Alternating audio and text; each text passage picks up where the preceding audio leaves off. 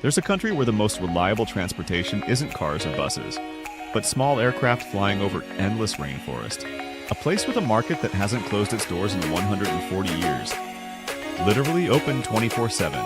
And where there's a village so hidden that it doesn't appear on most tourism maps. Yet it's considered one of the most authentic cultural destinations in the entire country. I'm talking about Guyana. And today I'm revealing mind-blowing facts about this mysterious South American nation that most people have never heard of. But first, I'm curious, where are you watching this video from right now? And let's delve deeper. Forest plains and sky taxis. Since 80% of the country is thick Amazon rainforest, roads are barely a thing. One heavy rain and the dirt tracks are gone. So, if you want to really see the country, you gotta fly. Small planes like Cessnas and Britain-Norman Islanders serve as the main taxis for both locals and visitors. These are practical. No-frills rides that squeeze in about 8 to 12 people. They frequently take off and land on patches of cleared land or grass runways carved out of the rainforest. Once you're in the air, the view is unreal. Just endless green and rivers winding through the trees. For kids here, jumping in a plane to go see grandparents or visit the doctor is nothing out of the ordinary. The market that never sleeps. To see the real Guyana, you've got to head to Stabroek Market in Georgetown. This isn't just your average market. It's been running nonstop for over 140 years. And the insane part, it never closes. During the day, the place is a total sensory overload. As soon as you step in, you're hit with a wall of sound. Vendors shouting prices in a mix of English, Creole, Hindi, and Chinese. The smell is everything at once: fresh spices, ripe fruit, and street food cooking right there. When the sun goes down, Stabroek doesn't skip a beat, just switches gears. Fresh fish starts coming in from the coast, and you'll see groups of locals getting into some serious domino games that go until sunrise. The energy just stays at 100%. But the best part isn't the stuff you buy, it's the vibe. You'll see everyone from Afro-Guyanese grandmas chatting with Chinese shop owners to villagers trading handmade gear for spices. It's like the whole country's history is happening right in front of you in every aisle. The beauty and strength of Guyanese women. Whether you're walking through Georgetown or hitting the markets by the Essequibo River, you'll quickly notice one thing. Guyanese women are the backbone of this country.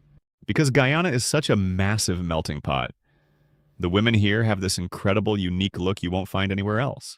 It's a mix of African, Indian, Amerindian, and European roots, all blended together.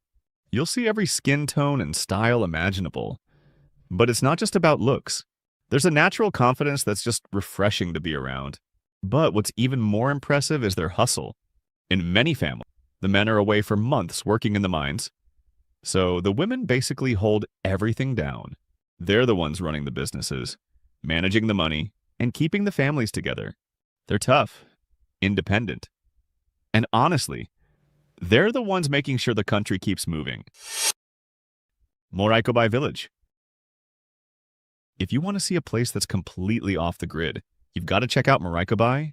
It almost never shows up on those top 10 travel lists, but it's easily the most authentic spot in Guyana.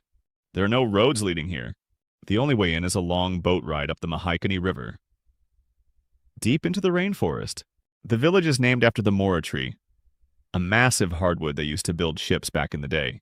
The houses here are built for the jungle, raised up on stilts to stay dry when the floods hit, with roofs made from palm leaves. In the heart of the village, there's this huge thatched meeting hall called a banab.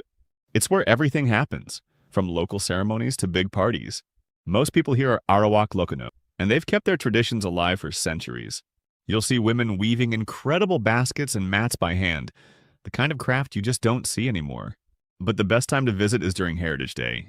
The whole place really comes alive. You get to try local staples like cassava bread and pepper pot, and join in on Arawak dancing right in the middle of the jungle. It's an experience you're not going to find in any tourist guidebook. And if you're loving these incredible places as much as I am, do me a favor. Smash that like button, and if you're watching on your phone, hit the hype button too. It helps more people discover them. The all-night wedding party tradition. In Guyana, the party starts long before the actual wedding ceremony. There's this tradition called cook-up that's basically an all-nighter. It starts the evening before and straight up doesn't stop until the sun comes out. The whole village gets involved.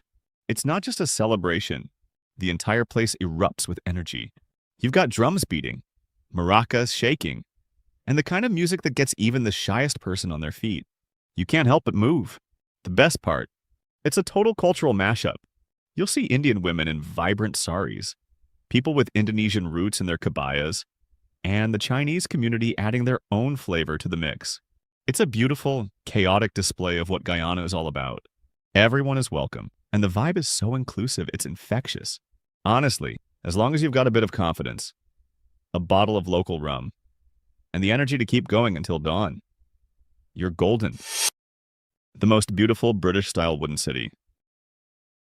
If you ever find a place in South America that feels like a quiet British town tucked away in the tropics, it's Georgetown. Since it was the heart of British rule for over 150 years, the city is packed with these bright white wooden houses and old-school shutters.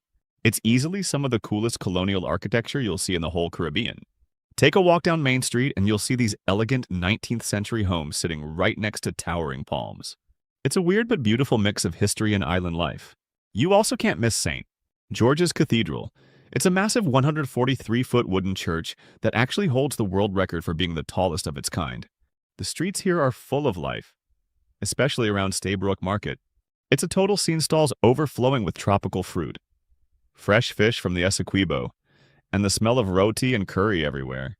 Getting around also has this old-school vibe.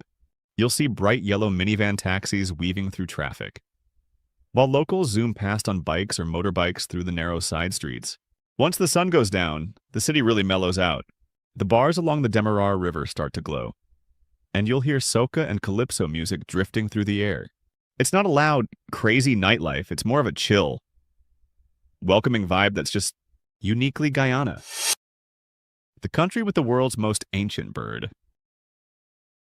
If you're into wildlife, Guyana is a total paradise.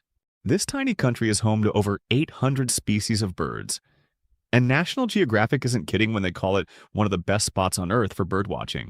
But the one that really steals the spotlight is the hoatzin. Locally, it's known as the conjay pheasant, and it's Guyana's national bird. Scientists call it a dinosaur bird because it's barely changed in millions of years. Looking at one, you can totally see why the hoatzin is weird in the best way possible. It's the only bird with a stomach that works like a cow's, literally digesting leaves through fermentation. Because of that, it has this super strong, funky smell, which is why people call it the stink bird, and hunters stay far away from it. The babies are even crazier. They're born with actual claws on their wings to help them climb trees. If a predator comes near, they just dive into the water and then use those claws to scramble back up when the coast is clear. It's a wild survival tactic that looks straight out of a prehistoric movie. It's a stunning bird, 2 reddish-brown feathers, blue-green accents, a punk rock spiky crest, and piercing red eyes. If you want to see one, hop on a boat tour along the Essequibo or Burbus rivers. Aim for the dry season between September and April. That's when you'll get that perfect bucket list photo. Here's my question for you, Type 1, if you'd actually brave the smell to see this prehistoric bird in person. Or 0 if you'd rather admire it from photos. The world's smartest leaf design. When you think of Guyana, you've got to talk about the Victoria amazonica. It's the national flower. But honestly, it's more like a freak of nature than a typical garden plant. These water lilies are massive. Their leaves can stretch nearly 10 feet across. But the real secret is underneath. They have this crazy rib-like pattern that's built like a tank. It's so strong that a small child can literally sit right on the leaf without it sinking. Back in the Victorian era, people used to take photos of this all the time. And even today, it looks like something out of a movie. The flower itself is just as wild because it changes color. On the first night it blooms, it's a pure bright white. By the second night, it shifts into a soft pink or a deep rose color. It only lasts for 2 nights before it's gone, which makes catching a bloom feel like you've just witnessed a secret of the jungle. If you're on a boat tour along the Essequibo River, or deep in the Rupununi, you'll definitely want to stop and see these giants in person. There's just nothing else like them. The cost of living reality. Guyana is currently the fastest growing economy in the Americas, with economic growth rising above 30% during the years 2023 and 2024. It is also one of the few countries in South America that shares its oil wealth directly with its people, a policy that has received praise from the World Bank. Life in Guyana feels refreshing, and many visitors are most surprised by how affordable daily living is compared to the United States or Europe. Renting a one-bedroom apartment in central Georgetown usually costs between $450 and $600 per month. In quieter areas, prices are lower at around $350 to $450. Monthly utilities such as electricity, water, garbage service, and high-speed internet generally range from $80 to $120. Eating out is also very budget-friendly. A good meal at a local restaurant typically costs $8 to $12. Buying fresh groceries at the market for 1 week usually totals around $50 to $70. Most people use minibuses or taxis for transportation, with each ride costing about 50 cents to $2, or roughly $100 to $150 per month for regular travel. Other common expenses include gym memberships at about $30 to $50 per month, and basic dental visits that also cost around $30 to $50. On average, a single person can live comfortably in Georgetown on a monthly budget of $900 to $1,200. This is about 60 to 70% cheaper than living in major cities in the United States, and roughly 50% less than in Western Europe. Living in Guyana allows you to enjoy a warm Caribbean lifestyle all year while staying within a very reasonable budget. With these living costs, would you choose to settle here? If yes, choose one. If no, choose 0. Please share your answer in the comments. Guyanese cuisine. Guyana is one of South America's most unusual food crossroads. Imagine a country deep in the Amazon where English is the official language, and meals can include Indian curry, Chinese pho, and one of the darkest beef stews in the world, all at the same table. This is Guyana, a hidden food destination in South America that surprises many visitors. One of the first dishes to know is pepper pot, which is considered the national dish. It is a stew made with beef or pork and cooked slowly with cassaripe, a safely prepared extract from bitter cassava, along with cinnamon, cloves, and hot peppers. The final dish is rich, dark, and full of aroma, and it is most commonly eaten during Christmas. Pepper pot has even been recognized by UNESCO as a cultural heritage food of Guyana. Another favorite food is curry made with goat or chicken and served with roti, which can be found almost everywhere. Since about 40% of the population has Indian roots, Guyana is known for having some of the strongest and most authentic curry flavors in South America. Cook-up rice is also very popular and combines rice, beans, meat, and vegetables, especially during New Year celebrations. Medamji is another well-loved dish and is a filling stew made with fish, shrimp, root vegetables, and green bananas cooked in coconut milk. Offering true comfort food, Georgetown is also known for Chinese pho and stir-fried noodles because of its Chinese immigrant community. This mix of cultures creates a local food scene that is truly diverse and unlike anywhere else in the world. A land of natural wonders. Imagine a country with a waterfall 5 times taller than Niagara, a bridge that floats on water, and ancient rainforests that are older than the Andes Mountains. This is Guyana, a mysterious treasure in South America, where every step feels like traveling back through history. The main highlight is Kayatur Falls, the tallest single-drop waterfall in the world at 741 feet. On most days, only a small number of visitors are able to see it in person because it sits deep inside a rainforest that covers about 80% of the country, making it one of the planet's last great green lungs. Another remarkable site is St. George Cathedral, which still stands strong at 143 feet tall after more than 120 years of tropical storms and heavy rains. It is known as the tallest wooden church anywhere on Earth. You should also see the Demerara Harbor Bridge, one of the longest floating bridges in the world, stretching nearly 4 miles across the river. The bridge moves gently with the tides, so driving across it can feel like floating on waves. Take time to walk through Promenade Gardens or explore the Guyana National Museum, where you can learn about rare animals such as the air-breathing arapaima fish. End your day at number 63 Beach, where red crabs cover the shore during mating season, creating a scene as surreal as the famous crab migration on Christmas Island. The Festival in Guyana. Festivals in Guyana are more than simple gatherings. They are lively expressions of national identity, cultural variety, and a strong sense of togetherness. Each celebration, whether religious or national, reflects the country's long history and the special ways its people choose to honor their past. One well-known example is Mashramani, Guyana's Republic Day celebration held every February 23rd. The name comes from an Amerindian word that means a celebration after hard work, which clearly reflects the Guyanese spirit. The day opens with parades full of eye-catching costumes that can rival those seen in Trinidad's carnival. Performers dressed in bright feathers and sequins move through Georgetown to the sounds of soca and calypso music, filling the streets with excitement. More than just a party, Mashramani represents national pride and marks Guyana becoming a republic in 1970. Another important celebration is Fagua, also called Holi, the Hindu festival of colors. On this day, laughter fills the air as clouds of colored powder are tossed among crowds of all backgrounds. Children are often seen running through the streets with faces covered in bright colors, while adults come together to sing traditional chowtal songs and enjoy sweets such as jalebi and mawa cake. The festival's theme of renewal and the victory of good over evil connects strongly with Guyanese values. Christmas in Guyana is also celebrated in a multicultural way. Although it began as a Christian holiday, people from many backgrounds take part. The season includes customs that are uniquely Guyanese, such as preparing pepper pot, a slow-cooked meat stew that simmers for days and fills homes with a rich scent. Families also make black cake, a dark dessert soaked in rum, which is just as important as the decorated houses and joyful carols sung in both English and Creole. Festivals in Guyana do more than unite communities. They also deepen the connection between people and nature. Many Amerindian festivals take place during natural cycles like harvest time. These events feature traditional dances, songs, and shared meals that honor the land and show appreciation for what it provides.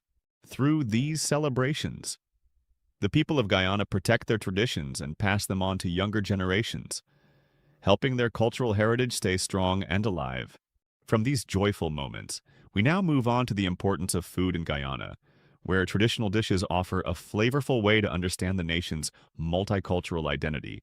These facts reveal why Guyana represents one of the world's most fascinating cultural experiments. This is a country where sky taxis navigate over endless rainforest, where markets never sleep, and where 6 different ethnic groups have created something entirely new while honoring their individual traditions. From the engineering marvel of Victoria Amazonica leaves to the prehistoric mystery of Hoatzin birds. From floating bridges to villages accessible only by river, Guyana challenges every assumption about what South American countries should look like. It's a place where British colonial architecture meets Amazonian wilderness, where wedding parties last all night, and where you can live comfortably on a budget that would barely cover rent in most Western cities. But perhaps the most remarkable thing about Guyana is how it demonstrates that diversity can be a source of strength rather than division. In a world increasingly divided by cultural and ethnic tensions, Guyana offers a different model. Here, differences are celebrated, traditions are shared, and new cultural forms emerge from the creative mixing of old ones. The secret taboos we've explored today, from the complex gender dynamics in remote communities to the tensions between cultural preservation and modernization, reveal a society grappling with real challenges while maintaining its essential character of warmth, resilience, and optimism. If you're fascinated by places that defy easy categorization, by cultures that blend the ancient with the modern, and by natural wonders that seem almost too incredible to be real, then Guyana deserves a place on your travel list. This is a destination that will challenge your assumptions, expand your understanding of what's possible, and leave you with stories that no one back home will quite believe. I'm curious about your reaction to these revelations about Guyana. Which fact surprised you the most? Have you ever considered visiting a destination specifically because of its cultural complexity, rather than its tourist attractions? And here's the big question: with living costs this affordable and culture this rich, would you consider spending extended time in Guyana? Let me know in the comments below. If you enjoy discovering these hidden aspects of Guyanese culture, make sure you're subscribed because next week I'm exploring another country that most people completely misunderstand. I'll be revealing the secret traditions and cultural taboos of a place that will absolutely blow your mind. Thanks for joining me on this journey to one of South America's most mysterious corners. Until next time, keep exploring the places that don't make it into the guidebooks. Many people are not even aware that this country exists on the world map. It is so small that you could cross it by car in about 30 minutes, yet it ranks among the wealthiest nations on Earth. It has no army, no airport, and a population smaller than many small towns. This is Liechtenstein, quietly tucked away in the Alpine Mountains. Beyond its wealth, the country is often admired for its elegance, quality of life, and stunning natural beauty. The Castle Door Secret. Liechtenstein is a constitutional monarchy based on democratic principles. The taboo truth is that the royal family's power depends entirely on public support.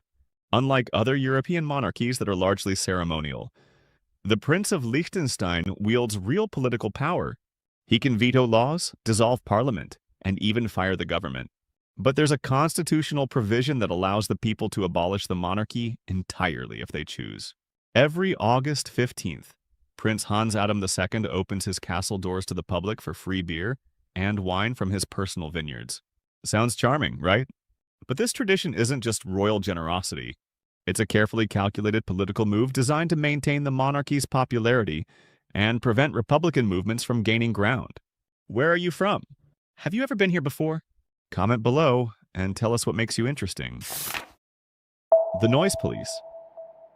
In Liechtenstein, silence is more than simple courtesy. It is a shared way of living that people follow almost instinctively. Noise is viewed as an interruption of personal space, so daily life moves in a calm and carefully regulated rhythm. Loud tasks such as cutting grass, drilling, or home repairs are avoided so that everyone can relax. The pace of life clearly slows, as though the nation has paused for a moment. Sundays are even more peaceful. Loud activities are largely absent, and even small actions like placing laundry on a balcony may be seen as inappropriate. The goal is to keep shared spaces calm, neat, and free from avoidable disturbance, both in sound and appearance. This respect for quiet is closely connected to a strong sense of privacy. Homes rarely have tall fences, showing a high level of trust, yet personal limits are deeply respected. Visiting someone usually requires advance notice, and arriving without warning is considered rude. In Liechtenstein, honoring personal space is just as important as maintaining silence. Citizenship by popular vote. If you dream of becoming a citizen of this wealthy principality, be prepared for a procedural marathon that can last nearly half a lifetime. Liechtenstein has one of the strictest and most unusual naturalization processes in the world. Liechtenstein's insularity begins with how you even arrive. It is one of the very few countries in the world with no airport at all. Because of its rugged mountainous terrain and extremely limited land area, there simply isn't enough space for a standard runway. To get there, you typically fly to Zurich Airport in Switzerland, then take a train or drive across the border. To be eligible to apply for citizenship, you must have lived there continuously for at least 30 years. To put that into perspective, if you arrive just after graduating from university, you may have gray hair by the time you are finally considered one of us, even if you marry a Liechtenstein citizen. The required total period of residence is still 12 years. What's most fascinating, however, is the strong sense of community here. Citizenship is not merely a piece of paper issued by the government. It is an acceptance by the community itself. Certain provisions allow the waiting period to be shortened, often to around 10 years.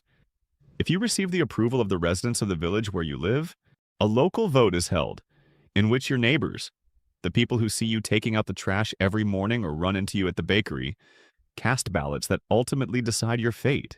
If you're enjoying these surprising facts about Liechtenstein so far, show some love by hitting that like button. And if you're watching on mobile, tap that hype button to help spread this content to more curious minds like yours. The Wealth Secret. While most countries struggle to hit a 50,000 income per person, Liechtenstein is on a whole different level with around $170,000. It's actually the only country in the world that doesn't owe a penny to anyone. You'd think a tiny place with no natural resources or massive factories would be struggling. Right! But that begs the question, how did they get so rich? Much like Luxembourg, Liechtenstein has become a go-to spot for big companies and wealthy people to park their money. It's super stable and tucked away, so bigger nations can't really mess with them. Their unemployment rate is basically non-existent, less than 1%. I mean, that's only about 400 people without a job in the whole country. Besides, they're actually the world's top producer of false teeth. One of the biggest dental companies is based right there. So chances are, if someone has a high-end dental prosthetic, it probably came from this tiny mountain country. The Rental Kingdom Scandal. There was a time when Liechtenstein was not only a place to visit, but nearly turned into a private stay for one guest. It may sound unreal, but for a period, paying about 70,000 USD for one night allowed someone to rent the entire country. Instead of being an ordinary visitor, the guest would arrive as a temporary owner, receive an honorary key to the nation, gain permission to rename streets, and even issue a coin carrying their own name. This idea of hospitality was so daring and unusual that it felt almost impossible to believe. Today, this unusual offer no longer exists, yet the tale still lingers and sparks the imagination of those who come here. Perhaps it is exactly these bold and unconventional ideas that have shaped Liechtenstein's unique identity. Quiet and modest in size, yet always able to capture attention through creativity and an unexpected approach to welcoming the world. Be honest. Type 1 if you drop 70,000 USD to rent a whole country for one night. I know some of you are already counting your savings. Village life. Living in the villages here is honestly something else. It's like stepping into a postcard. Everything is so green, and you won't see a single piece of trash or any annoying crowds anywhere. You've got to check out a spot called Malben. It's this dreamy little mountain village tucked away between the peaks. It's so peaceful there that you'll instantly forget all about the stress of the city. What's really cool is the vibe here. It's totally normal to see someone driving a brand new Audi, but then heading home to check on their beehives or milk their cows. People here are super chill, full of energy, and just really connected to nature, and the country is so down to earth that during national holidays, you'll see regular people and government officials hanging out together. They just share food, grab a drink, and enjoy the party like one big family. If you're enjoying these surprising facts about Liechtenstein so far, show some love by hitting that like button. And if you're watching on mobile, tap that hype button to help spread this content to more curious minds like yours. Beauty of Liechtenstein women. Women in Liechtenstein are often noticed for their distinct Central European look. Many have fit and balanced figures shaped by active daily habits and life in a mountainous landscape. Most have fair skin, though olive and slightly deeper tones are also present due to influence from nearby cultures. Their faces are usually well-defined, often with prominent cheekbones and higher foreheads, and eye colors commonly include blue, green, and brown. Hair is frequently straight and light in color, although darker shades and gentle waves are also quite common. When it comes to character, women in Liechtenstein are widely seen as independent, confident, and highly educated. Even though the country is very small, they take part in many areas such as business, education, and public roles. Family is important to them, but they also strongly value personal ambition, professional growth, and a balanced lifestyle. They may appear quiet and reserved at first, yet they are warm and open once a conversation begins. Blending traditional principles with modern thinking in a practical and self-assured manner. The military embarrassment. Liechtenstein is easily one of the safest places on Earth, and it's got this incredibly chill vibe. That sense of security doesn't come from a big military, mostly because they don't even have an army. Back in 1868, they realized that keeping an army was just way too expensive for a country that size. So, they decided to ditch the military, stay neutral, and let the police handle things instead. But before they retired their military for good, they actually became part of one of the funniest war stories ever. In 1866, they sent 80 soldiers to guard a mountain pass near Italy.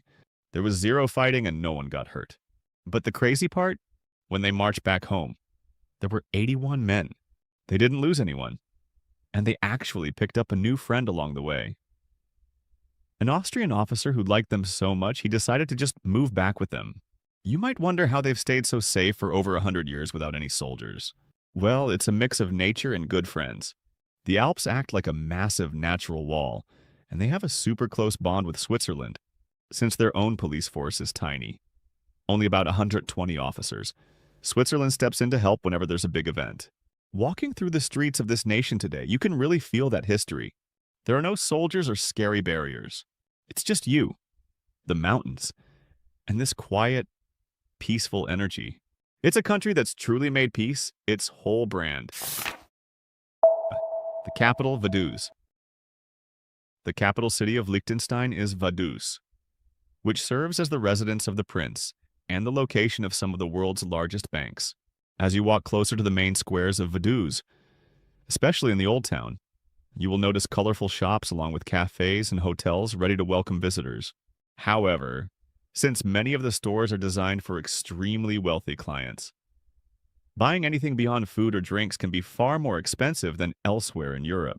You may encounter local residents in Liechtenstein, but speaking German is usually necessary to communicate with them. This is especially true for people over the age of 50, who often speak little or no English. Places and activities for tourists. Few places give the sense of truly crossing an entire country on foot as clearly as Liechtenstein. The Liechtenstein Trail stretches for about 75 kilometers and gently connects all 11 municipalities of the principality, with comfortable shoes and enough time. Travelers can move from green valleys through calm villages and slowly rise toward the steep alpine terrain. A mobile app using augmented reality allows visitors to stand in certain locations and watch moments from history appear, as if the country itself were sharing its past. Malbon, a mountain resort village located around 1,600 meters above sea level, feels far removed from modern life. The sky here seems ruled by birds of prey. At the Guyana Falconry Center, visitors can walk alongside falconers while eagles and falcons glide above before calmly landing on an outstretched arm. The Alte Rheinbrücke is another place worth visiting. This historic wooden bridge, measuring 135 meters in length, crosses the Rhine River and links Liechtenstein with Switzerland. There are no guards or passport checks, only a simple marking that shows where one country ends and the other begins. Liechtenstein is also proud of something small yet meaningful: its postage stamps. At the Stamp Museum, visitors see more than just tiny printed paper. Each stamp represents history, art, and national identity, carefully preserved in miniature form. Liechtenstein cuisine. The food of Liechtenstein reflects the country itself. Modest and calm, yet richer than expected. Influenced by Austrian and Swiss traditions, but never simply copied. The cuisine is shaped by the Rhine Valley, the cool alpine weather, and a slow rural lifestyle. Käseknöpfle is a dish almost everyone encounters, whether in a family kitchen or a small local restaurant. Soft dumplings made from flour and eggs are blended with strong regional cheese and finished with crispy fried onions. Many visitors are surprised by the applesauce served alongside it. While cheese and apples may seem unusual together, the saltiness of the cheese and the mild sweetness of the apples create a perfect balance. For locals, this meal brings memories of family gatherings and cozy evenings. Riebel offers a contrasting story. Once known as a humble farmer's food, it is prepared from cornmeal and wheat flour cooked in milk, then fried in butter until golden and crumbly. Today, Riebel is considered a regional specialty. It is often eaten for breakfast with milk coffee or served alongside elderberries. Simple and filling, it provides the energy needed for long days in the mountains. For those seeking something more traditional, dishes with local names like Haferlab and Torkerebel appeared. Haferlab is a filling soup with dumplings and smoked meat, especially enjoyed during winter. Torkerebel is even more basic: a thick porridge made from cornmeal and milk, plain in look but closely connected to the memories of many generations. No overview of Liechtenstein's food culture is complete without mentioning wine. Thanks to warm foehn winds, the country's small vineyards produce excellent Pinot Noir and Chardonnay. Enjoying a glass of wine in Vaduz, beneath the quiet presence of the princely castle, helps one understand why food here is not just nourishment, but a story shaped by mountains and time. Cost of living. Living in Liechtenstein is among the most expensive experiences in the world, similar to life in neighboring Switzerland. Rent for a simple one-bedroom apartment in Vaduz typically ranges from $1,680 to $2,800 USD per month. while larger apartments or houses cost far more. Grocery prices are also high, with everyday items costing about 15 to 20% more than in nearby Austria or Germany. Public transportation is efficient, yet a monthly pass can still cost between 89 and 60 and 112 USD. Owning a car adds further costs for fuel, insurance, and parking. Monthly utility bills, including electricity, heating, water, and internet for one person, usually fall between 168 and 280 USD. Even a basic meal at an inexpensive restaurant may cost between 28 and 44 USD. Health insurance is mandatory and expensive, often ranging from 336 to 560 USD per month, though it offers broad coverage. While salaries are generally high, the overall cost of daily life means that living comfortably in Liechtenstein requires a strong income, reinforcing its image as a country suited for the wealthy. Festivals. Liechtenstein might be so tiny that you could literally walk across the entire country in just a few hours. But don't let its size fool you. Its celebrations are packed with energy and deep-rooted traditions. As the bite of winter finally begins to fade, locals welcome spring with a pretty intense tradition called Funkensonntag, or Witches' Sunday. Communities gather to build massive bonfires, and at the very top, they place a straw witch stuffed with gunpowder. The whole thing culminates in a spectacular explosion.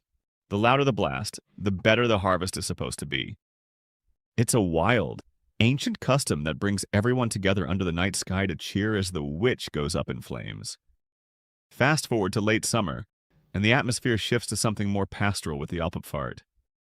This is when the cattle are brought down from their high mountain pastures into the villages for the winter. It's quite a sight to behold. The cows are decked out in elaborate flower crowns and heavy, ringing bells. Locals dress up in their finest traditional gear, turning the alpine slopes into a vibrant, moving festival that really shows how much they honor their farming roots. Then, just before the solemnity of Lent kicks in, the country lets loose with Fasnacht. The streets of Vaduz and the surrounding villages come alive with masked Guggen music bands. These are lively brass groups that play loud, energetic music, and everyone joins in the carnival spirit. And if you're more of a wine lover, the festivals at the Hofkellerei, the Prince's wine cellars, are a must-see. It's often a surprise to visitors that this tiny nation produces world-class wines, especially their Pinot Noir.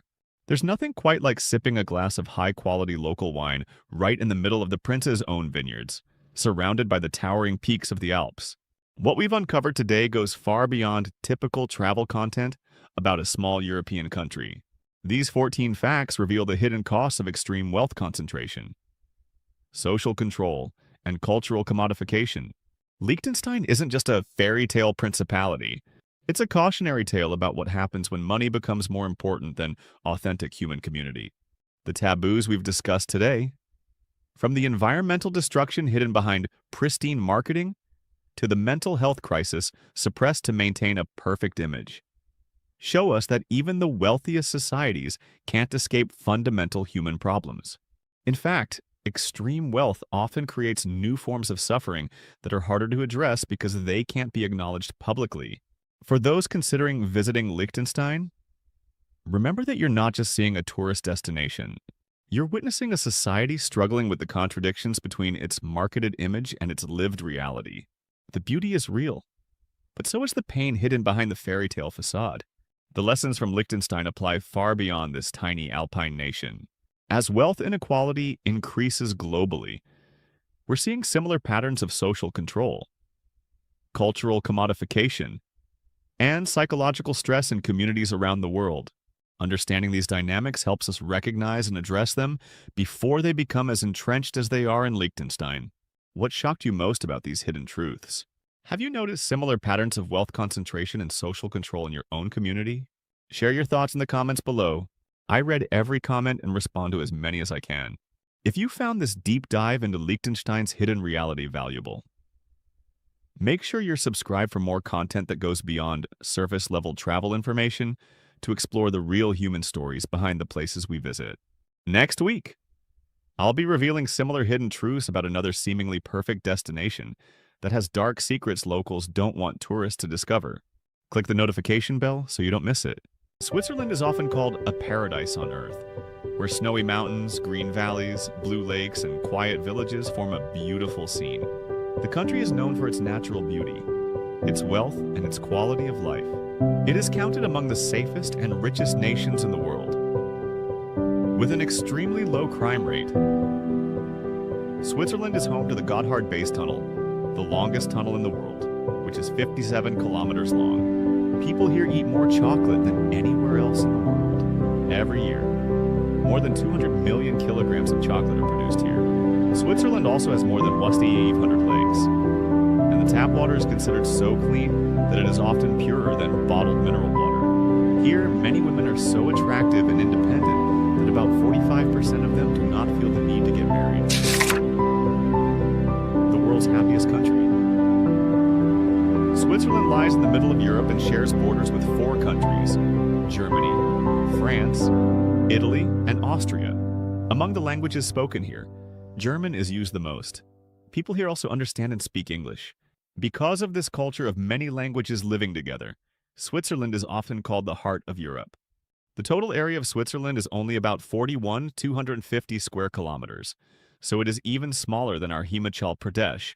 Yet for natural beauty and way of life, it is known all over the world. Here you can see the high Alps mountains, bright white glaciers, and calm lakes everywhere. Around 60% of the land is covered with mountains, and about 30% has green forests and open plains. For this reason, Switzerland is placed among the greenest and cleanest countries in the world. The population of this country is close to 9 million, which is equal to a small city in India.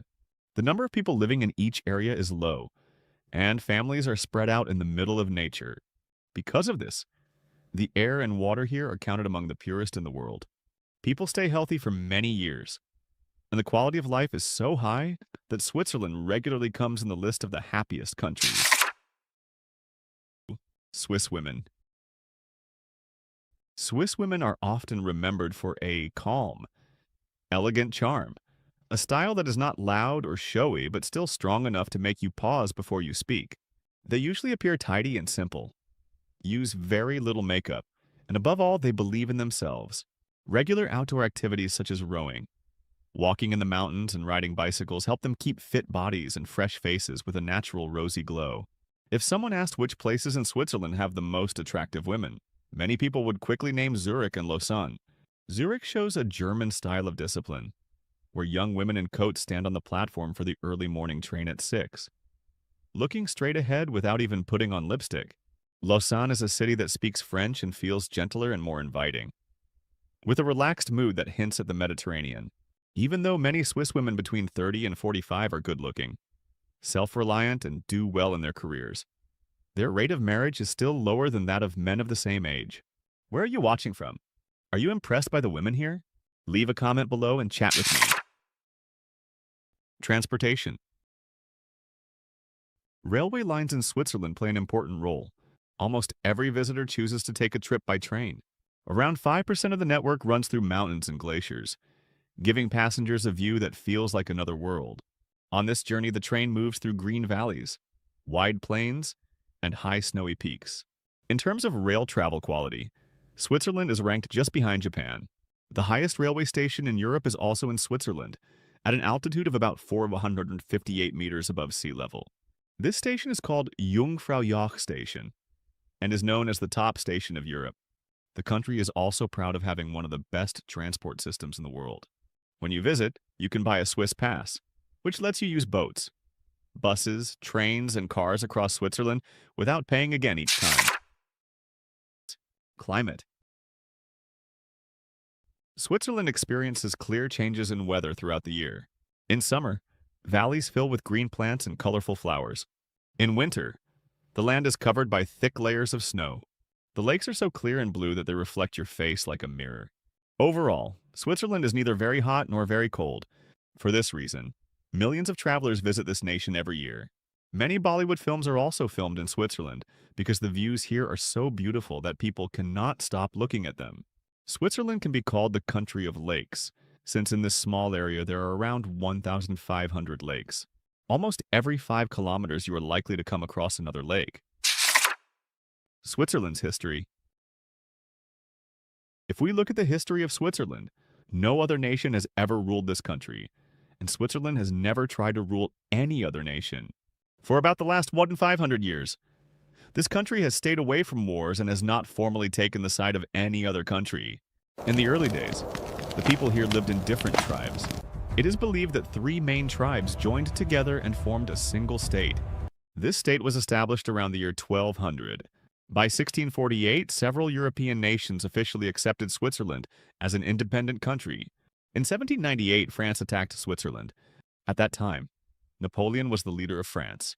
Switzerland became free from France in 1815, but the conflict during those years is not viewed as a period in which Switzerland was fully enslaved.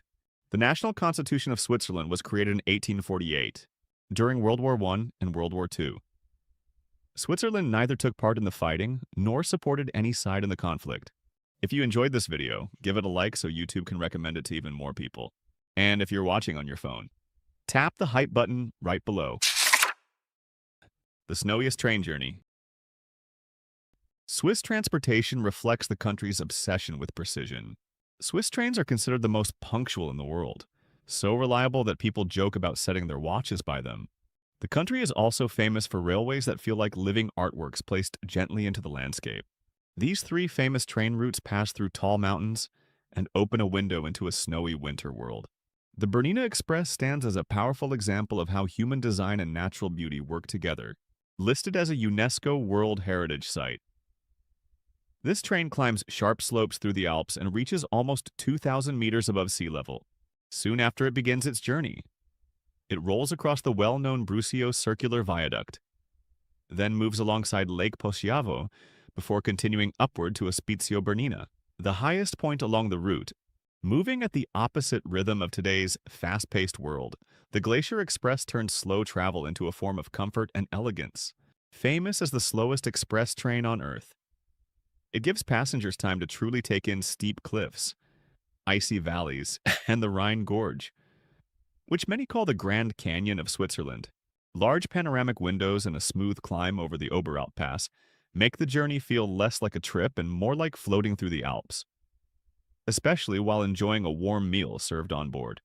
For travelers who seek high elevations, the Gornergrat Railway delivers a true alpine achievement. As the oldest electric rack railway in Switzerland, it steadily climbs rugged terrain to heights above 3,000 meters. From the top, the Matterhorn stands proudly in full view, a sight that has amazed visitors for well over 100 years. Life of farmers in the isolated Alps villages. The Swiss countryside is often shown like a perfect postcard, with snow-covered Alps, clear blue lakes, and green valleys filled with wooden chalets. In this setting, the land is more than ground for farming. It represents a shared legacy. Daily life follows ideas of balance, patience, and deep respect for nature. The rural landscape of Switzerland is carefully maintained. Farmland follows the natural shape of valleys, where wheat, barley, and corn grow in neat patterns. Alpine meadows filled with wild herbs serve as grazing areas for animals and also support many forms of plant and animal life. Small villages sit near the base of mountains, surrounded by orchard terraces and vegetable plots. As you walk through Swiss villages, you will notice the chalets. Their design has a clear purpose. Wide roofs shield walls from heavy snow. Carved wooden beams show meaningful symbols, and balconies are built to dry hay or store equipment. These homes reflect sustainable living, built with nearby timber, cared for over generations, and strong enough to face harsh alpine winters.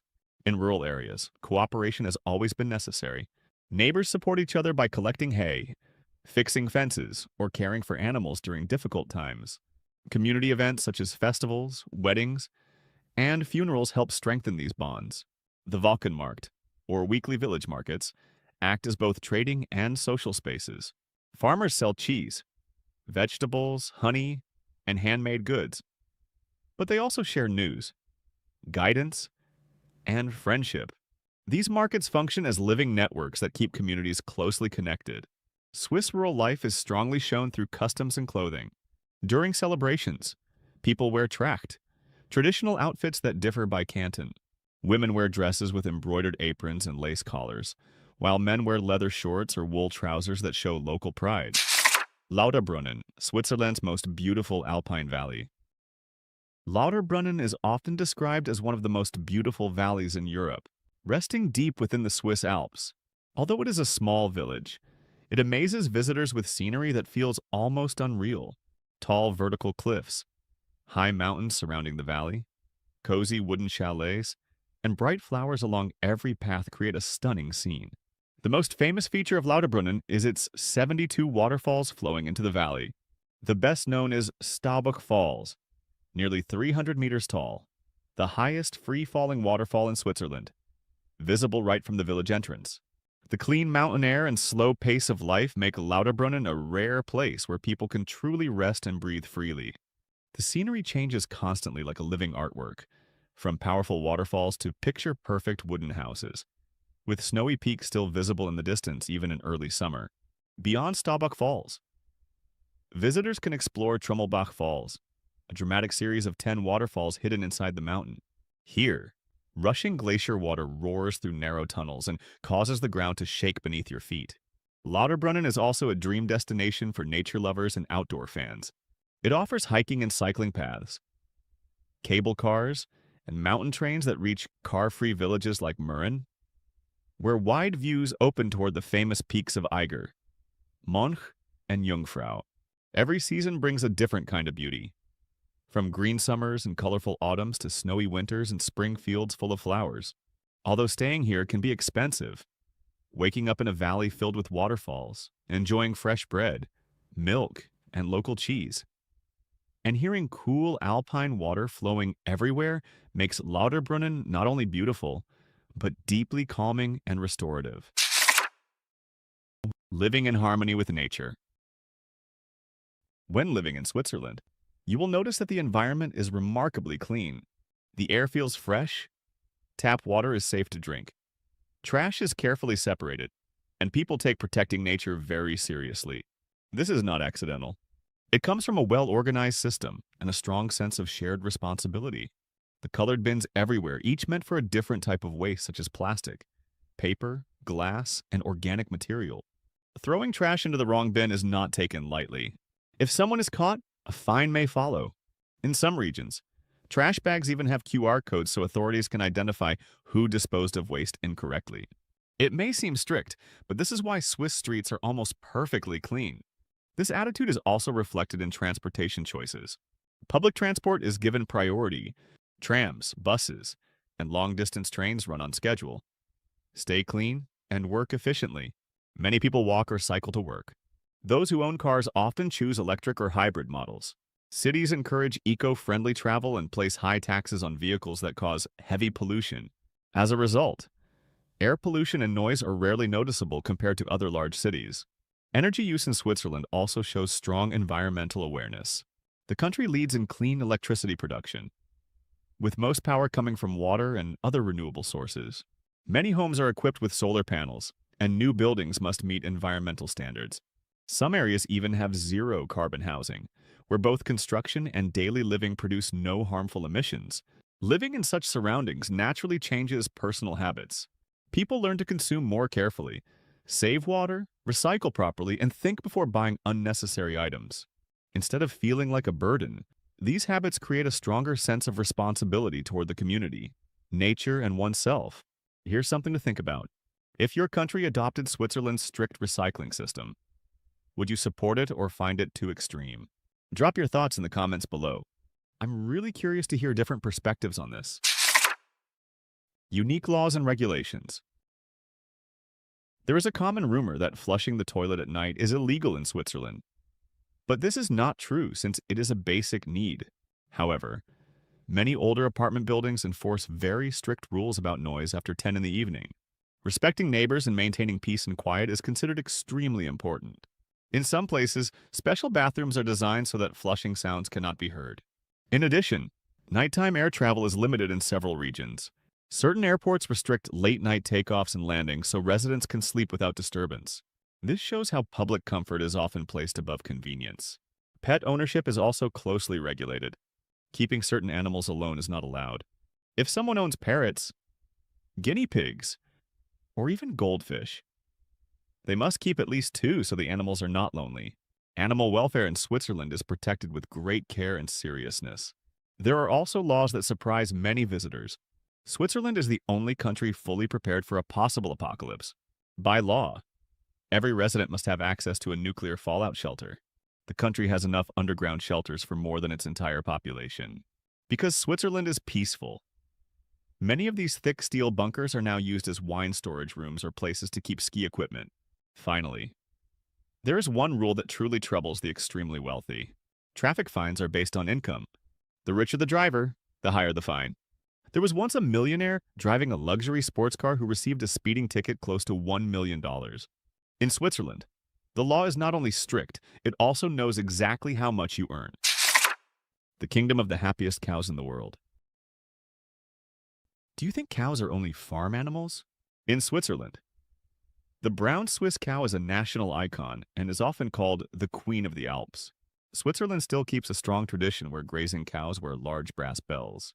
The biggest bells can weigh between 10 and 14 pounds, which helps farmers locate the animals when they wander across high mountain fields or move through heavy fog. If you imagine the deep sound of these metal bells echoing across the valleys, that image is completely accurate. This sound is part of everyday life in many rural regions.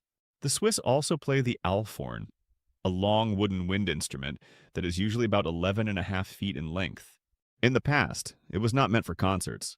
Herders used it to send signals across valleys and to call the cows back home at the end of the day.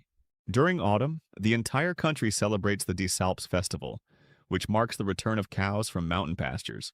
In this joyful parade, the finest dairy cows lead the herd and are decorated with rich floral crowns as a sign of honor and respect. The Swiss-style love challenge. Do you think a wedding is only about raising glasses and cutting a cake? In Switzerland, especially in German-speaking areas, the first moment after becoming husband and wife can involve real physical effort. This tradition is known as Baumstammsägen. As soon as the couple leaves the church or town hall, they find their way blocked by a large log placed on a wooden stand. Their task sounds simple. They must saw the log into 2 pieces right there. The challenge is that the saw usually requires both hands and is often old and not very sharp. The meaning behind this custom is very practical. Marriage is not only about romance and happy moments. It requires teamwork and balance. If one partner pulls too hard or moves too quickly, the saw will get stuck. The log represents the first challenge of married life, showing that problems can only be solved when both people work together after this task. The couple enters the Spalier stand, also known as the Guard of Honor. In Switzerland, guests do more than clap. This moment becomes personal and meaningful. Friends and coworkers form an arch using objects linked to the couple's jobs or hobbies. If the newly married pair loves sports, guests may hold items like skis, tennis rackets, or other equipment as they walk through. Ahas! In Switzerland, a wedding celebrates personal identity within the community. The couple is welcomed not only with good wishes, but with a clear message of support for who they are and the journey they begin together. Architecture with attitude. Swiss architecture exists in a calm and precise way, guided by dignity and restraint. When walking through the old streets of Zurich or Bern, what stands out is not luxury or bold design. Instead, there is a sense of order. Houses align neatly, windows appear carefully measured, and wooden balconies show gentle carvings that are never excessive or chaotic.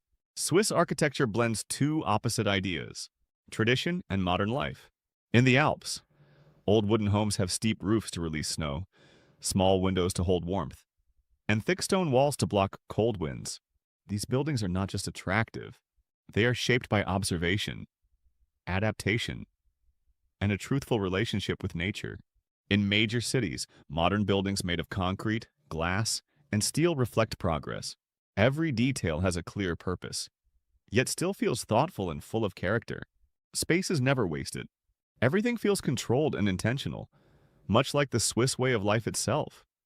Quiet, careful, and dependable. The clearest example of this identity can be found in the capital city, Bern. This city has no towering skyscrapers or loud energy, yet it earns deep admiration. Its old town, with red roof tiles, gray sandstone walls, and long covered walkways, remains one of the best preserved medieval centers in Europe. Architecture here feels like memory carefully protected. Every stone and narrow passage has existed for centuries. Beneath the famous Zeitglogge clock tower, visitors do not just watch time pass. They are reminded of how people once lived and measured every minute with care and precision. Just beyond the historic center, Bern does not rush into change. Modern buildings such as museums and shopping areas are designed to fit into the surroundings rather than disrupt them. Even the federal palace was built using sandstone so it would blend naturally into the city instead of dominating it. Famous tourist destinations. Switzerland is often described as heaven on earth, and every year millions of visitors arrive to see its beauty for themselves. Because of this, Switzerland is ranked among the most popular tourist destinations in the world. Let us explore some of its most well-known places. When people think of Switzerland, the first image that often appears is the sharp pyramid shape of the Matterhorn. This mountain is seen as the strongest symbol of the Swiss Alps. Its steep and pointed form is so distinctive that it is often called the King of Mountains. Skiing here during winter and hiking during summer offer completely different but equally exciting experiences. For this reason, the Matterhorn is one of the most photographed mountains on Earth. Just below the Matterhorn lies the village of Zermatt. This small town feels as if it belongs in a fairy tale. Its most remarkable feature is that cars are not allowed at all. Only electric vehicles and horse-drawn carriages are used throughout the village. Because of this, the air stays extremely clean and fresh, making even a simple breath feel special. Visitors come not only to admire the Matterhorn, but also to enjoy the calm atmosphere and unique way of life in Zermatt. One of the highest and most exciting locations in Switzerland is Jungfraujoch, often called the top of Europe. Reaching it requires a journey on the world's highest cogwheel railway. At the summit, visitors are surrounded by snow-covered peaks, vast glaciers, and views that stay in memory forever. Attractions such as the Ice Palace Caves and the Sphinx Observatory are especially popular. Lake Lucerne offers a different kind of beauty. Deep blue water, tall mountains, and boats moving gently across the lake create a perfect picture. Along the shoreline are small towns that look like scenes from European storybooks. Nearby stands Mount Pilatus, a place once linked to legends of dragons.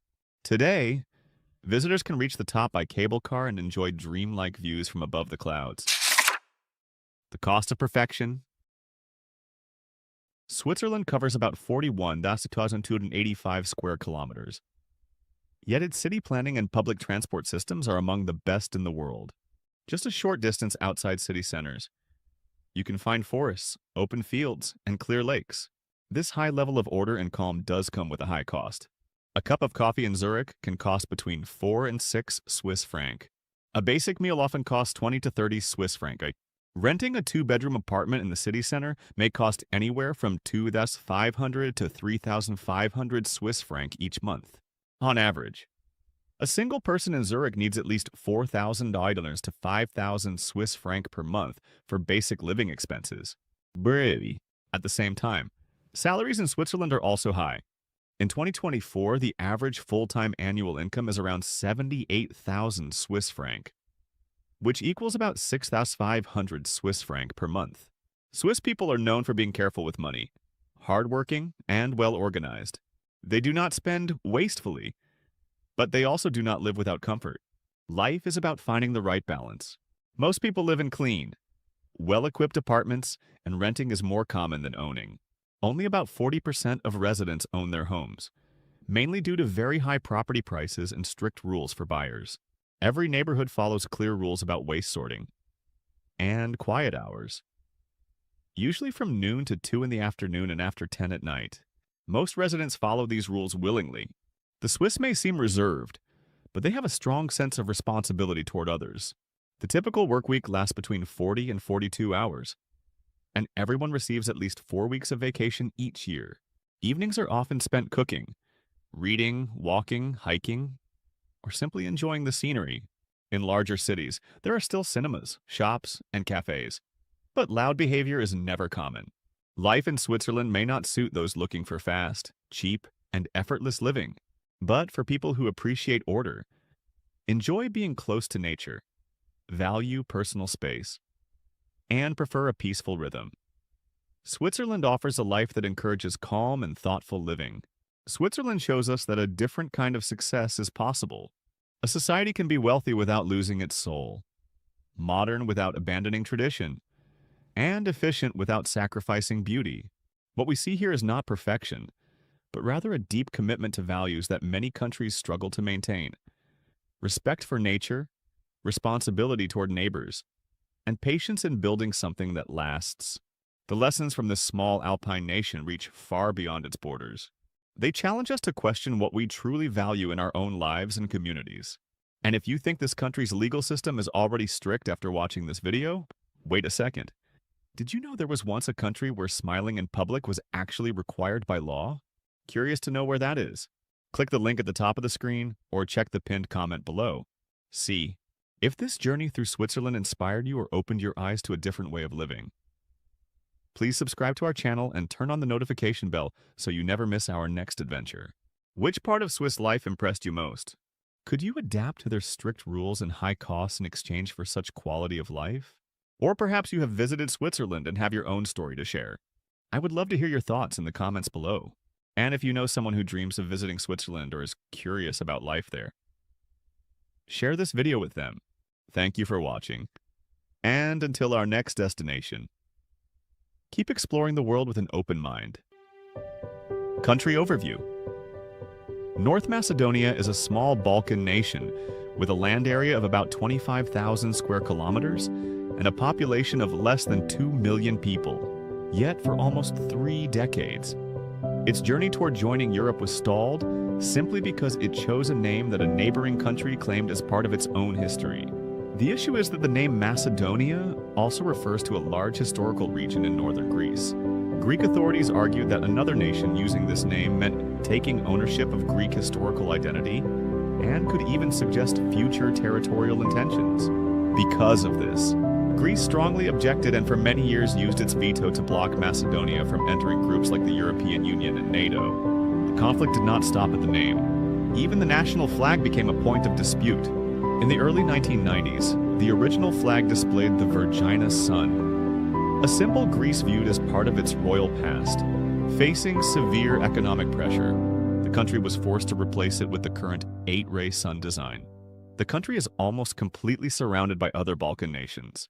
Albania lies to the west, Kosovo and Serbia are to the north, Bulgaria is to the east, and Greece is positioned to the south. Because North Macedonia is landlocked, it does not have a coastline. Its only major shared water resource is in the south, where it holds part of the famous Lake Ohrid. The rest of the lake belongs to Albania, once again showing how rarely North Macedonia fully owns something by itself. Economy and visa process. When compared with other European nations, inflation in this country remains relatively low. The national GDP is around $6 billion, and the average yearly income is about $9,300, which is better than in many parts of the world. The economy relies on industries such as automobile parts, steel production, textiles, farming, and tourism. Many international companies operate here, mainly because labor costs are low and taxes are minimal. The minimum monthly wage is 21,000 Macedonian dinar, which equals roughly 100,000 Pakistani rupees, and this amount is paid after all taxes are deducted. This small nation is also very scenic, which is why nearly 1.3 million tourists visit each year. Independence and nationality opportunities. This country became independent in 1991, and remarkably, not a single life was lost during the independence process. Here, you will notice that women outnumber men, and the Muslim population is also quite large. If you move here and marry a citizen, you can qualify for nationality after receiving citizenship. Travel becomes much easier, as around 80 countries become visa-free and visas on arrival are available in 48 countries. This is because the country's passport is ranked 32nd globally, allowing access to nearly 70% of the world without major visa barriers. Macedonia's visa approval rate is close to 90%, but there is no embassy in Pakistan, so applicants must apply through Abu Dhabi. You need travel insurance, a flight ticket, and a hotel booking. And the application should be submitted 15 days before travel. Those living in Dubai or Abu Dhabi find the process much easier. The visa fee usually falls between $60 and $180. Another path to nationality is through investment. If you come here and launch a business with an investment of 400,000 euros, you can become eligible for citizenship. Similarly, investing 200,000 euros in a government-approved company can also lead to obtaining a passport. This country is considered one of the safest in the world. It is also known as the birthplace of Alexander the Great, and his story will be discussed later in the video. If stories like this deserve to be told, hit like and tap, hype to support the next one. The capital city. Most visitors to Macedonia usually focus on two major cities, Ohrid and the northern capital city, Skopje. When you look closely at a map of Skopje, you will notice a river flowing through the city. This river is called the Virdar, and it clearly separates Skopje into two contrasting parts. On one side of the bridge, you find open squares, bright white monuments, and buildings designed in a classical European style, giving the impression that the city wants to show its connection to the West. Once you cross to the other side, the atmosphere shifts completely.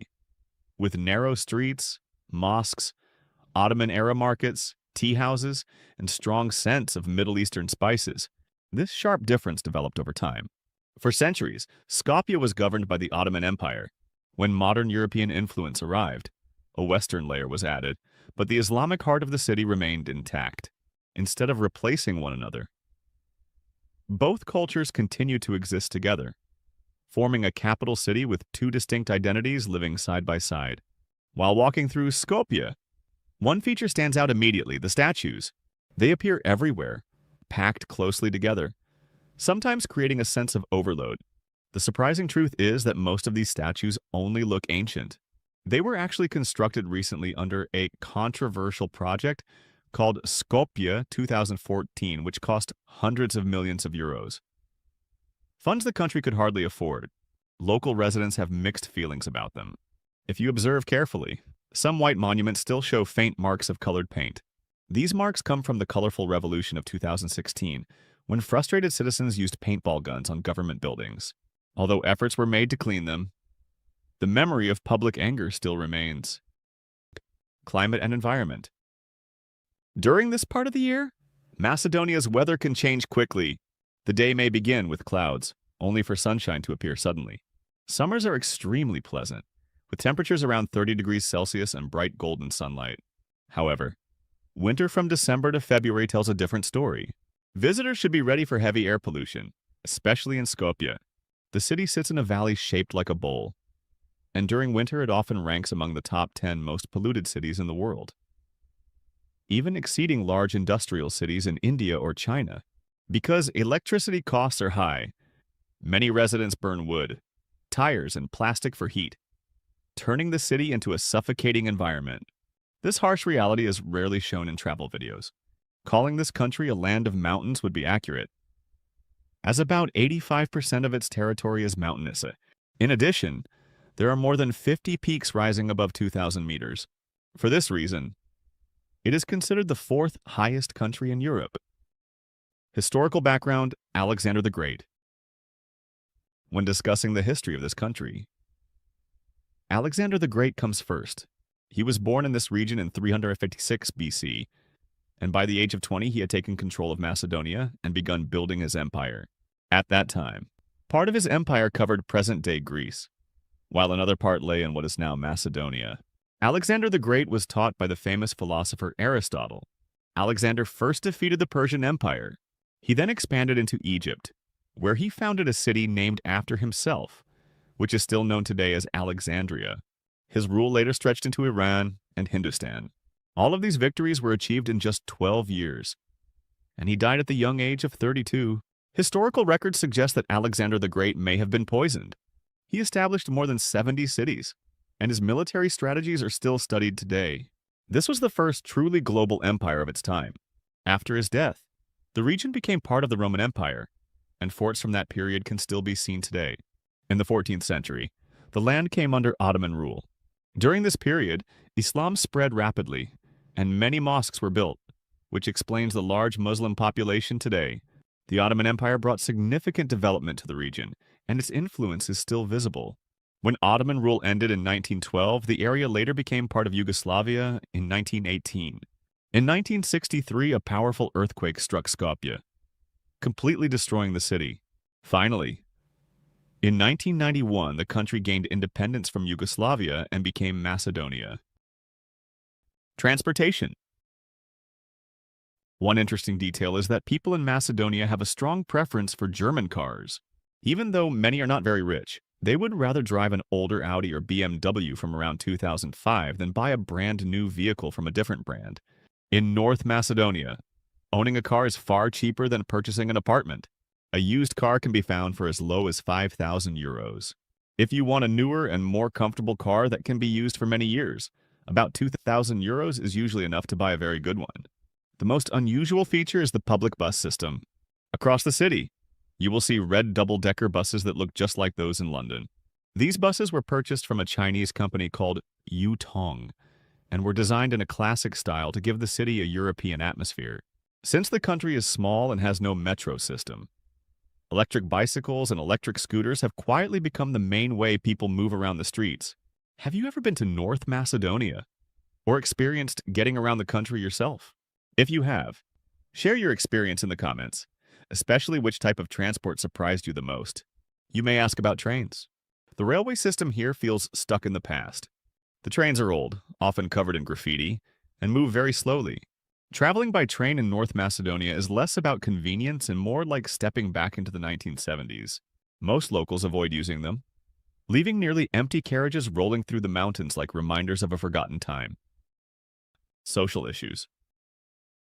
In this country, the number of beggars and homeless people can feel overwhelming. Beggars often follow closely, and if they sense even a small chance of receiving money, they do not leave easily. Many Macedonians do not see these beggars as part of their own society and usually view them negatively, regardless of ethnicity. In the capital city, you may encounter a beggar almost every 100 meters. They usually stay in the busiest areas. When food is offered, they often refuse and instead ask for money. Over time, it becomes clear that hunger is not always the issue, and this has turned into a method of earning income. If you stay for more than 3 days, this situation can become tiring, and you may start avoiding them by changing your path whenever you see one. Everyday life. Casinos are very common in this country and are one of the largest sources of national income. Many tourists from Greece come here mainly to gamble. The reason is straightforward. In places like Greece or Texas, gamblers may be taxed up to 40% on their winnings. In North Macedonia, the tax is only 11%, which makes it very attractive for gamblers. You will also notice many public fountains, and the water from them is safe to drink. When you taste it, you will feel how clean and fresh it is. There is no real need to buy bottled water in North Macedonia, especially when sitting at a cafe. You can drink freely from fountains that provide natural spring water. There is one exception to shopping rules. Tourist souvenir shops in areas like the Skopje Bazaar or Ohrid Bazaar are allowed to stay open on Sundays. However, supermarkets are usually closed. Because of this law, many people buy their Sunday groceries from gas stations. Tradition and festival. If the world were seen as a woven map, North Macedonia would stand out as a colorful and mysterious place, where Orthodox Christian beliefs exist closely alongside pagan traditions that are thousands of years old. Once every year, during the cold days of January, the village of Vevkani turns into a strange and symbolic stage. The Vevkani Carnival is not about fancy costumes, but about spiritual expression and social satire. For more than 1,400 years, villagers have worn disturbing masks that represent dark forces or openly mock political figures. Drums beat loudly, and shouting echoes through the valley until the night of January 14th when all the masks are burned in a fire. This fire is not just for warmth, but a ritual meant to cleanse the past year and welcome a fresh beginning. High in the Bustra Mountains lies a village that truly comes to life only once every July. This village is Galachnik, known for one of the most unique wedding traditions in the world. The Galachnik wedding is not just a ceremony, but a long cultural performance lasting several days. The groom is shaved with a sharp blade in the village square as a sign of maturity, while the bride wears a traditional costume weighing 24 kilograms. The sound of the zurna mixes with the steady beat of toppen drums as the bride rides a horse through mountain paths to her husband's home, carrying the honor of generations before her. within North Macedonian families. Traditions continue through colorful spiritual beliefs. People still share stories of three fate fairies who visit a newborn child on the third night after birth. Parents prepare honey and sweets as an offering in exchange for a peaceful future. Folk stories also describe working vampires, spirits who return after death to help families with their animals. Even the belief that cutting nails at night is forbidden remains strong, reminding people to respect unseen forces believed to be active after sunset. Historical landmarks. Skopje has many attractive places for visitors, but the most famous is the Skopje Fortress, commonly known as the Fortress. It stands on a hill beside the Vardar River and is the oldest and most historic site in the city. Construction began in the 6th century during the Byzantine era. From this spot, visitors can enjoy a wide view of Skopje. The fortress has witnessed many empires, including the Ottoman and Serbian periods. Today, it is a popular tourist destination where history feels very close. Nearby is the Old Bazaar, a strong symbol of Ottoman architecture and local culture. Lake Ohrid is also one of the oldest and deepest lakes in the world, believed to be around 4 million years old. It is so important that it has been listed as a UNESCO World Heritage Site. One of its most special features is a rare fish known as the Ohrid trout, which exists nowhere else on Earth. Scientists consider it a living fossil because it has survived for millions of years. The lake's water is clear, deep blue, and calm, while green mountains and ancient churches around it add to its beauty. And in the center of Datovo stands a historical treasure called the Painted Mosque, known locally as the Sharena Zamaya Mosque. It was first built in 1495, and what makes it truly special is that it was not constructed by a ruler, but by two sisters named Hershida and Metya, using their dowry money. This is a rare moment in history where two women played such a major role in shaping their culture. The mosque's design is both old and unique. It is called the Painted Mosque because its colorful wall paintings make it look like a piece of art. Even from the outside, it is clear that this is no ordinary mosque, but a living example of artistic expression. Food and daily eating habits. When it comes to local cuisine, one of the most well-known dishes served in fine restaurants is ajvar. It is made from red peppers and is often called the caviar of the Balkans. Many people begin their day with soup served in a clay pot. This soup may include chicken, tripe, or even fish. Others choose a simple omelet. But most Macedonians start their mornings with baked bread and pastries. At times they prefer something hot, and some locals even begin the day with rakija, a strong traditional alcoholic drink. Even early in the morning, it is not considered strange for someone to drink rakija. Living costs. When I first arrived in the capital city Skopje, you can find a comfortable one-bedroom apartment just outside the city center for around $350 per month. In other cities such as the lakeside town of Ohrid or the second-largest city Bitola, similar apartments can be found for even lower prices, sometimes under $250. There's also a public market that runs almost every day. North Macedonia grows most of its own fruits and vegetables and does not depend much on imports. Because of this, fresh produce is affordable in both markets and supermarkets. Though local markets usually offer better prices, you can fill a basket with fruits, vegetables, local cheese, and meat from the green market for about $40. There is no shortage of food here, and it is easy to maintain a healthy diet without spending much money. Tobacco farming is also common. The land is fertile. So many types of crops can grow easily. Because of this, you may see cigarette brands that are unfamiliar, as the country produces its own. What they cannot grow are tropical fruits like bananas or other South American varieties. In the southern regions, wine is also produced. While production is not large in volume, the focus is on quality rather than quantity. In addition to exporting agricultural products, North Macedonia is becoming a popular destination for dental tourism. Many travelers leave the airport smiling, not because of good luck, but because they have received full porcelain dental treatments at costs about 70% lower than in the United States or Western Europe. Even when airfare and luxury hotels are included, this has become a growing source of income for the country. When it comes to imports, the country depends heavily on foreign medical supplies and electronics. Nearly all pharmacy products are imported, and items like smartphones are not manufactured locally but brought in from abroad. Producing low-cost fruits and vegetables while importing expensive technology and medicine limits the country's ability to grow wealthier. Modern economic growth is driven by technology and medical industries, and North Macedonia lacks strong development in these areas. Architecture. Along the Vardar River, you can also find cafés designed to look like ships.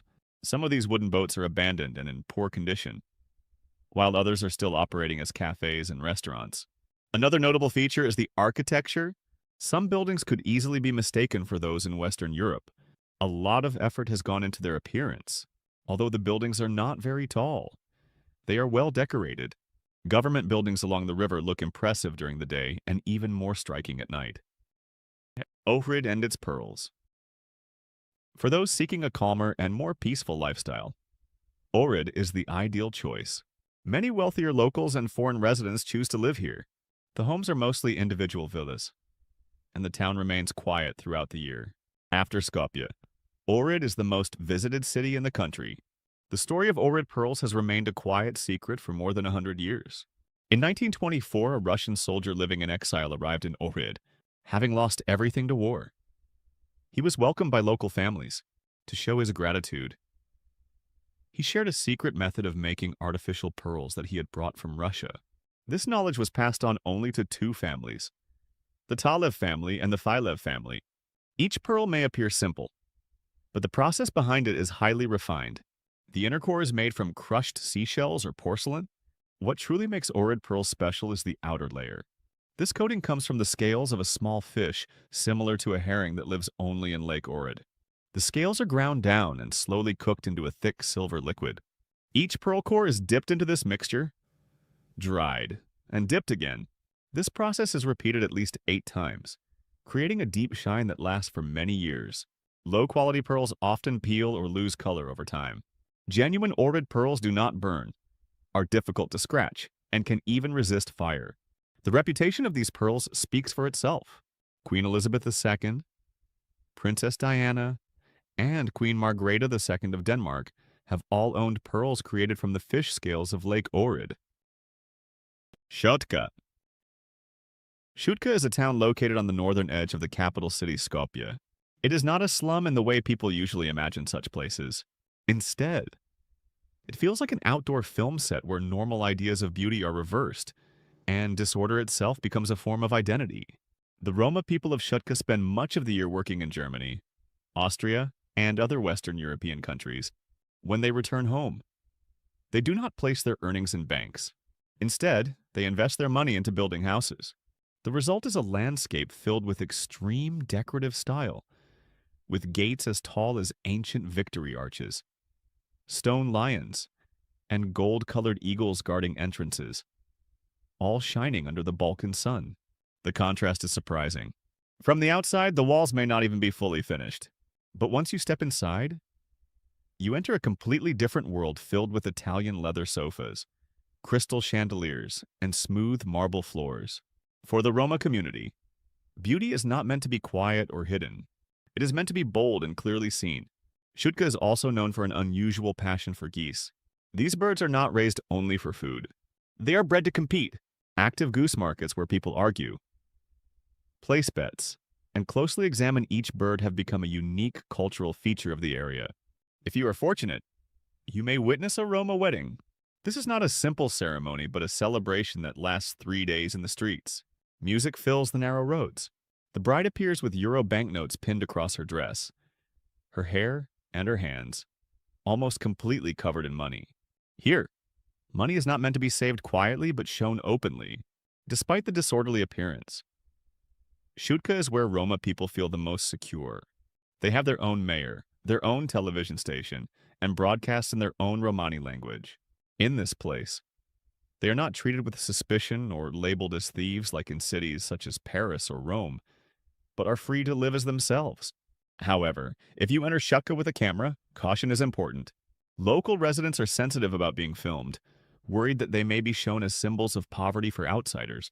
A warm smile, a handshake, and asking permission before filming closely are essential steps to being welcomed into this community. North Macedonia isn't just a small Balkan country trying to find its place in modern Europe. It's a living museum of contradictions where ancient traditions survive alongside European aspirations, where chaos becomes art, and where secrets are hidden in plain sight. These aren't just interesting facts. They're windows into how a nation preserves its identity while navigating the pressures of globalization and European integration. North Macedonia shows us that authenticity doesn't require choosing between tradition and modernity. It requires finding creative ways to honor both. The next time someone gives you a blank stare when you mention North Macedonia, you'll know that their ignorance is actually an opportunity. This country's greatest strength might be that it remains Europe's best-kept secret, allowing it to develop its own unique character away from the homogenizing pressures of mass tourism. Which of these facts surprised you the most? Have you ever visited a country that completely defied your expectations? Share your thoughts in the comments below and let me know if you'd like me to explore more hidden secrets from the Balkans. If this video opened your eyes to North Macedonia's fascinating contradictions, make sure you're subscribed because next week I'm revealing the shocking truths about another European country that most people can't even find on a map.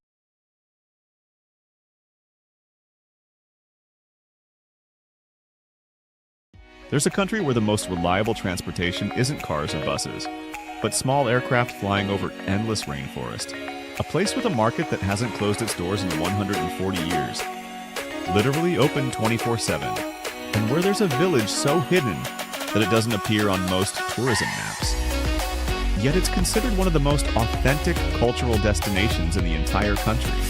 I'm talking about Guyana. And today I'm revealing mind-blowing facts about this mysterious South American nation that most people have never heard of. But first, I'm curious, where are you watching this video from right now? And let's delve deeper. Forest plains and sky taxis. Since 80% of the country is thick Amazon rainforest, roads are barely a thing. One heavy rain and the dirt tracks are gone. So, if you want to really see the country, you gotta fly. Small